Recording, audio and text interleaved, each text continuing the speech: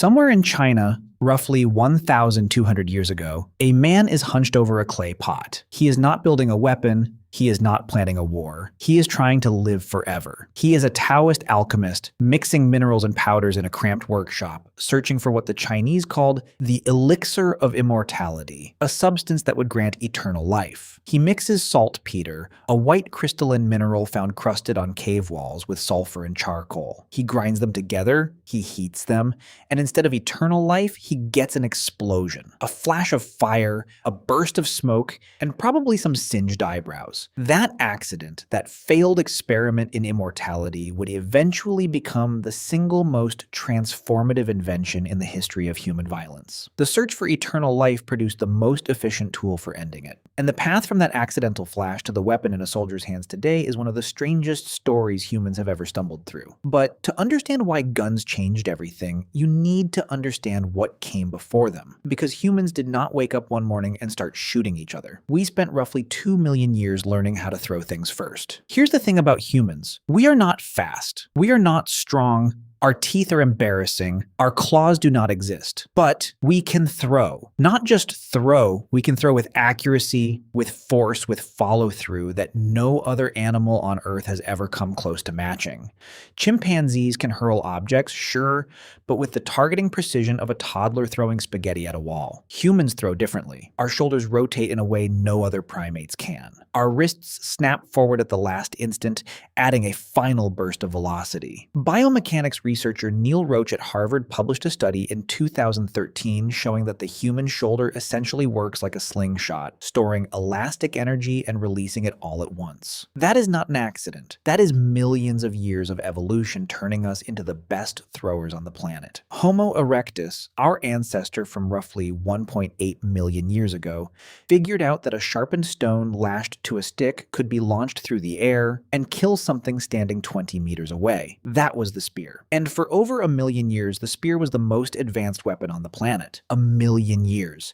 Same basic concept, no upgrades. Then, sometime around 30,000 years ago, someone in the Upper Paleolithic had an idea. The atlatl, a spear thrower. Basically a stick with a hook at the end that acts as a lever, letting you launch a dart with roughly twice the velocity your arm alone could generate. Think of it as a catapult scaled down to fit in your hand.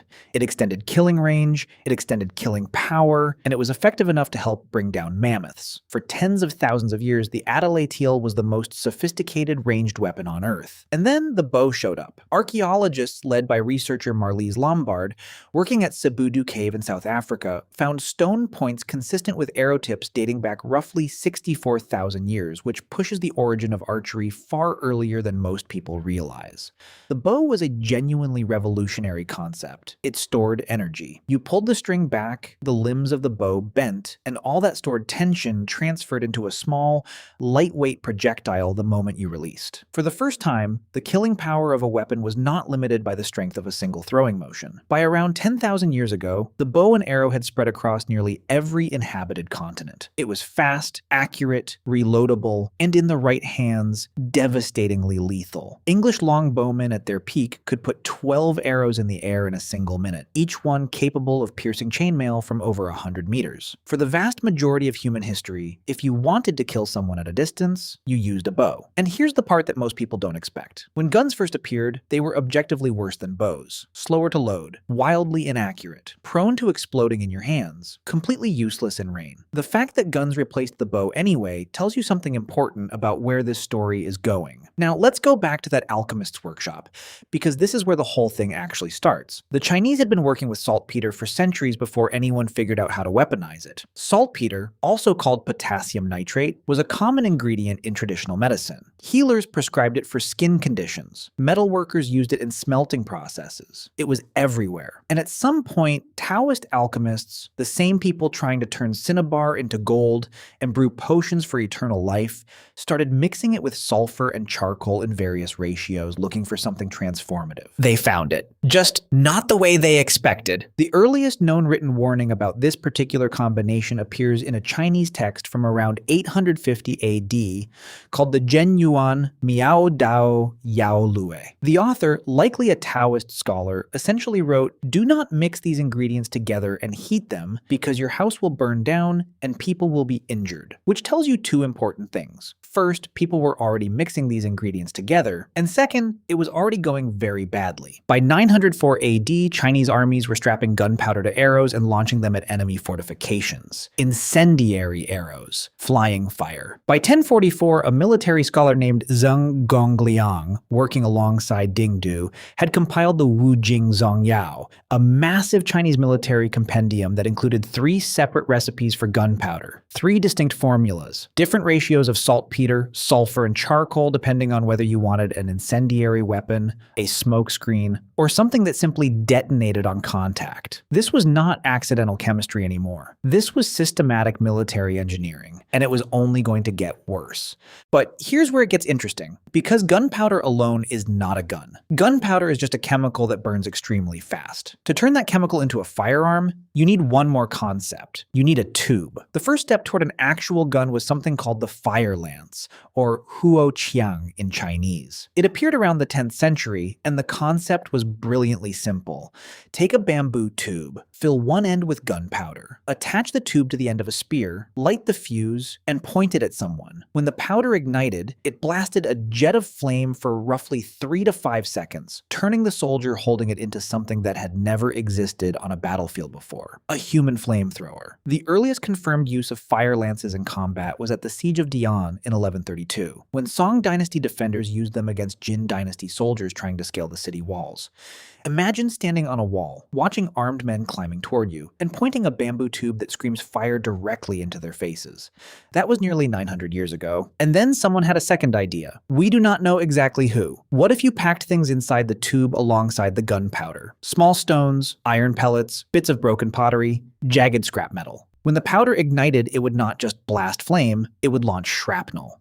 The fire lance became, in effect, the world's first shotgun. Crude, unpredictable, probably almost as dangerous to the person holding it as the person standing in front of it, but a shotgun nonetheless. And then someone replaced the bamboo with bronze. The oldest surviving firearm on Earth is the Heilongjiang hand cannon, a small bronze tube discovered in 1970 in a Cheng district in northeastern China. It weighs about 3.5 kilograms. It has a touch hole at the back where the fuse enters, a small chamber for the powder charge, and a barrel roughly 25 centimeters long. It dates to approximately 1288, during a conflict between Yuan dynasty forces and a regional rebellion. You can hold it in one hand. That is the first gun.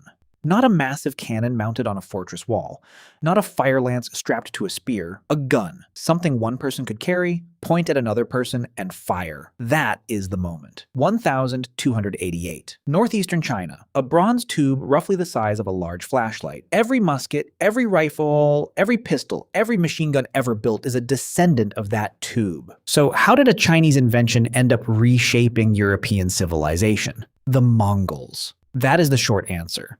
The Mongol Empire, which at its peak stretched from Korea to Hungary, was the largest contiguous land empire in human history.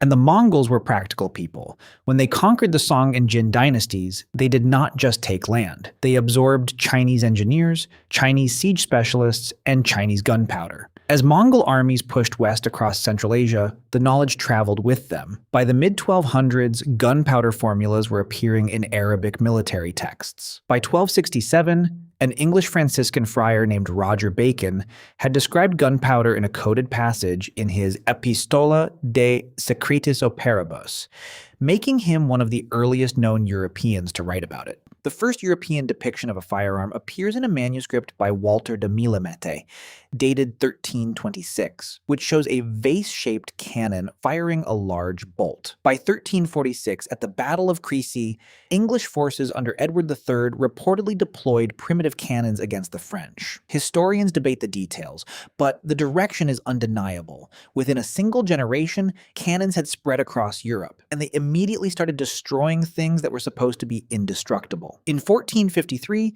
the Ottoman Sultan Mehmed II laid siege to Constantinople, the most heavily fortified city in the world. The Theodosian walls had stood for over 1,000 years. They were triple-layered, roughly 12 meters high, and backed by a deep moat. No army in history had breached them. Entire civilizations had thrown themselves against those walls and failed. Mehmed hired a Hungarian engineer named Orban to build a cannon so large it required 60 oxen and 200 men just to transport it into position. The barrel stretched over 8 meters long. It could only fire about 7 times per day because it needed hours to cool between shots, but each shot hurled a stone ball weighing roughly 600 kilograms. After weeks of sustained bombardment, the walls that had protected the Byzantine Empire for a millennium crumbled. Constantinople fell on May 29th, and with it, the medieval world. The entire concept of the fortified castle, the tall stone walls that could hold off armies for years, was finished. Military architects across Europe scrambled to redesign fortifications.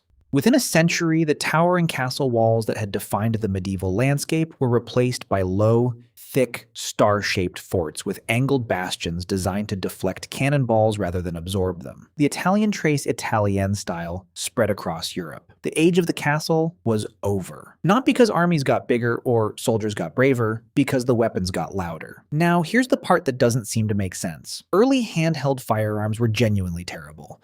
A 14th century hand cannon was a short metal tube mounted on a wooden pole. You poured gunpowder down the barrel, shoved a lead ball in after it, braced the whole thing against your chest with one hand, and used your other hand to press a burning slow match to the touch hole in the back, while standing in a field, while someone was running at you with a sword. The reload time was measured in minutes. The accuracy was measured in prayers. An English longbowman at Agincourt could put 12 arrows into the air in the time it took a handgunner to fire a single shot. So why did anyone bother with guns at all? 2 reasons. First, penetration. A lead ball fired from even a crude hand cannon could punch straight through plate armor that no arrow could touch. Knights, the armored elite who had dominated European battlefields for 500 years, were suddenly killable by anyone with a tube and a match. And second, training. It took 10 to 15 years to train a master longbowman, years of daily practice, starting in childhood, building the specific muscle groups required to draw a 100-pound warbow. Archaeologists have actually identified longbowmen's skeletons by the skeletal deformities their training left behind: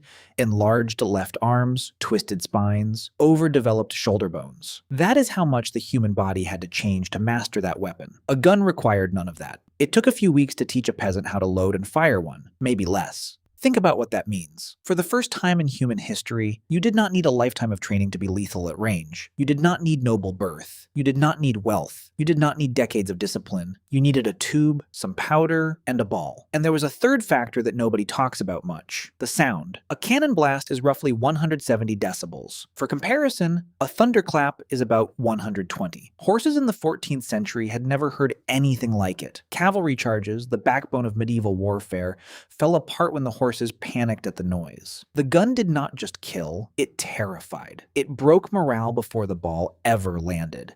Guns did not just change how wars were fought, they changed who was allowed to fight them. And then the technology started evolving fast. Around the early 1400s, European gunsmiths developed the matchlock mechanism, which held the smoldering slow match in a small clamp attached to a lever called a serpentine. Pull the lever, the match drops into a pan of priming powder, the powder ignites, fire shoots through the touch hole, and the gun fires. For the first time, a soldier could hold the weapon with both hands and actually aim while pulling the trigger. The matchlock musket became the standard infantry weapon across Europe for nearly 200 years. In 1575, at the Battle of Nagashino in Japan, a warlord named Oda Nobunaga arranged 3,000 ashigaru, common foot soldiers armed with matchlock muskets, in rotating volleys behind wooden palisades. The Takeda cavalry, some of the most feared mounted warriors in Japanese history, charged directly into organized gunfire.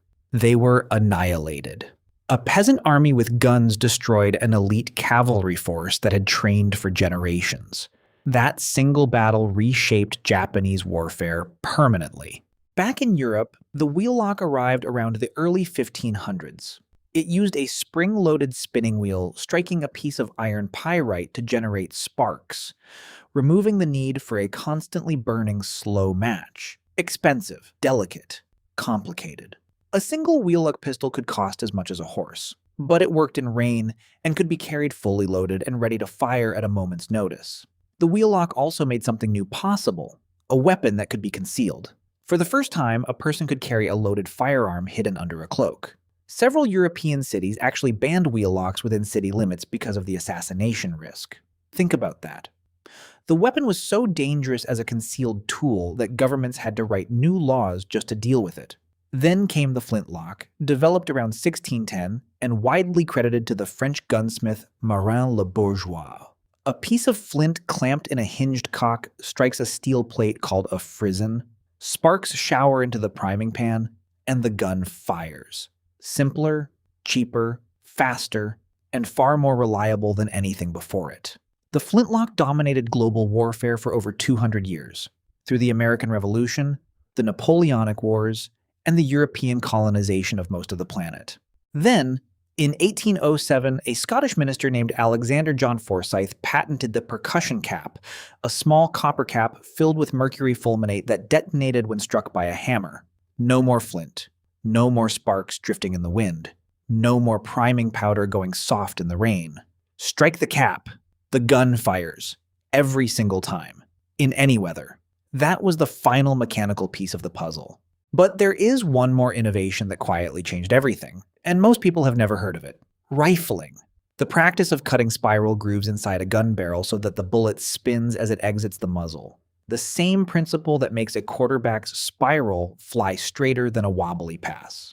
A spinning projectile resists tumbling and holds its trajectory over much greater distances. Rifling had existed since at least the 1490s, with early experiments attributed to gunsmiths in Augsburg and Nuremberg, but it was agonizingly slow to adopt. The reason was simple. A ball had to be hammered down the barrel with a mallet, forced into the tight-fitting grooves one painful inch at a time. On a battlefield, that delay could cost your life. Then, in 1849, a French army officer named Claude-Étienne Minié solved the problem. He developed the Minié ball, which was not actually a ball at all, but a conical bullet with a hollow base. When the gun fired, expanding gases pushed the soft lead base outward, gripping the rifling grooves automatically. No hammering required. Suddenly, a soldier with a rifled musket could reload just as fast as someone with a smoothbore, but hit targets accurately at 500 meters instead of 75. The Minié ball turned the American Civil War into a catastrophe. Generals trained in Napoleonic-era tactics ordered massed infantry charges across open ground against defenders armed with rifled muskets. The weapons had leapt forward by a century. The tactics had not moved at all. Over 620,000 soldiers died, many of them because nobody in command had fully understood what a spinning bullet could do to a line of men walking upright across a field. And guns did not stop there. In 1862, an American inventor named Richard Gatling patented the Gatling gun, a hand-cranked multi-barrel weapon capable of firing 200 rounds per minute. It was a machine for killing at industrial scale, and it worked exactly as advertised. Then, in 1884, Hiram Maxim, an American-born British inventor, built the Maxim gun, the first truly automatic machine gun. One trigger pull, continuous fire, up to 600 rounds per minute. The recoil from each fired round cycled the action, ejected the spent cartridge, and loaded the next one. No hand crank, no manual operation, just hold the trigger. When European armies brought Maxim guns to colonial wars in Africa, the technological gap was so extreme that the poet Hilaire Belloc summarized it in 2 lines. Whatever happens, we have got the Maxim gun, and they have not. At the Battle of Omdurman in 1898, British forces equipped with Maxim guns killed roughly 12,000 Sudanese warriors in a single morning. British casualties were fewer than 50.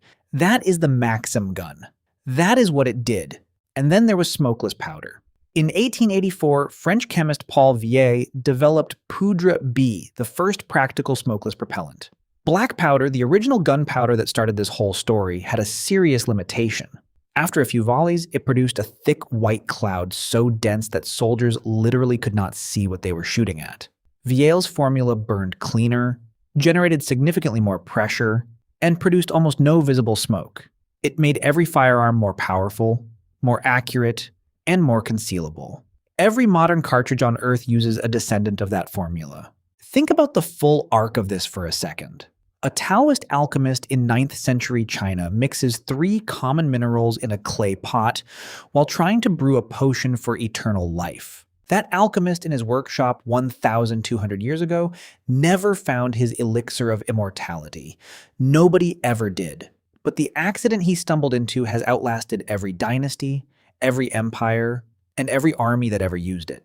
And tonight, somewhere on Earth, a soldier is holding a piece of metal that traces its lineage directly back to a scorched clay pot in a workshop where a man was only trying to live forever. He gets an explosion instead. And from that single accident, across 12 centuries of warfare, engineering, conquest, theft, and relentless iteration, humans built a device that can launch a small piece of metal through the air at 3 times the speed of sound and punch through a steel plate from a kilometer away. Not one invention, a chain of inventions stretching across continents and centuries, each link forged because someone looked at the previous version and thought, this could kill more efficiently. And here's the part that stays with you. The gun did something to human civilization that no weapon before it ever managed. The sword demanded strength. The bow demanded years of skill. The spear demanded physical courage. The gun demanded a finger. One finger, one motion, and a person standing at the far end of a field simply stops being alive. It collapsed the distance between intention and death to almost nothing. And once killing became that easy, everything built on the assumption that killing was hard. The castle, the armored knight, the feudal hierarchy, the very idea that combat required a lifetime of training and noble blood, all of it fell apart. That alchemist in his workshop 1,200 years ago never found his elixir of immortality. Nobody ever did. But the accident he stumbled into has outlasted every dynasty, every empire, and every army that ever used it. And tonight, somewhere on Earth, a soldier is holding a piece of metal that traces its lineage directly back to a scorched clay pot in a workshop where a man was only trying to live forever.